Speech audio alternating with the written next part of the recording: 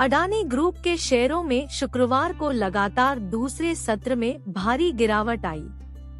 इसका असर बैंक एवं फाइनेंशियल शेयरों पर भी देखने को मिला।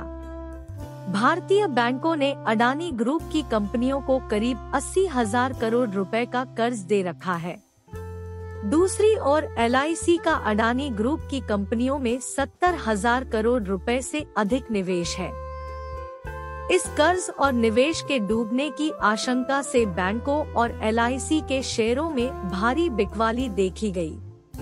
बैंक ऑफ बड़ौदा के शेयरों में 7% से अधिक गिरावट आई, जबकि SBI का शेयर 4.69% गिर गया।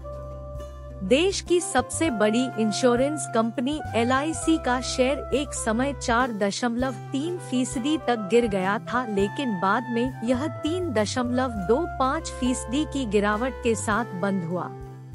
वेल्थमिल सिक्योरिटीज PVT के चीफ मार्केट स्ट्रेटजिस्ट क्रांति बाथिनी ने कहा कि मार्केट में नेगेटिव सेंटिमेंट हावी है, जिसका असर बैंक स्टॉक्स में दिख रहा है।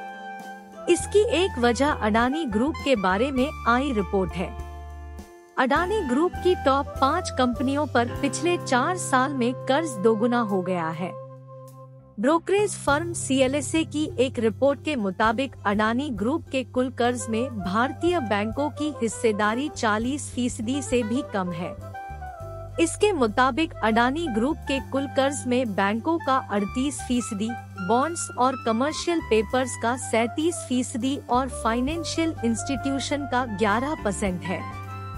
वित्त वर्ष 2022 में अडानी ग्रुप पर 2 लाख करोड़ रुपए का कर्ज था, जिसमें करीब 80,000 करोड़ रुपए बैंकों का था।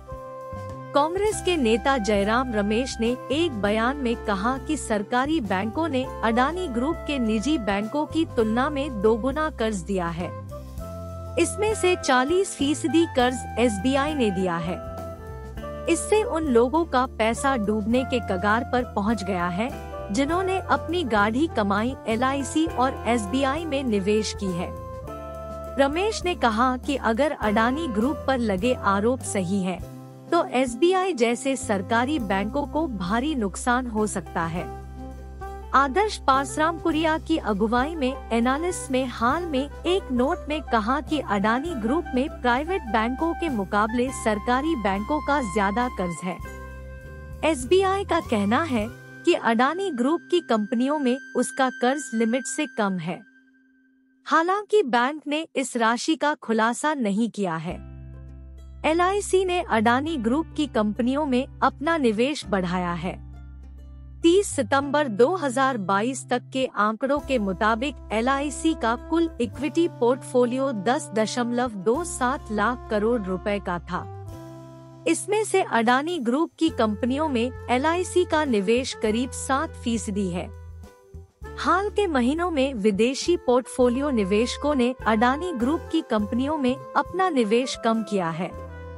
पिछले साल सरकार LIC का IPO लाई थी, लेकिन इसका शेयर कभी भी अपने इश्यू प्राइस तक नहीं पहुंच पाया है। LIC ने हाल में Adani enterprises, Adani total gas और अडानी ट्रांसमिशन में अपना निवेश बढ़ाया है।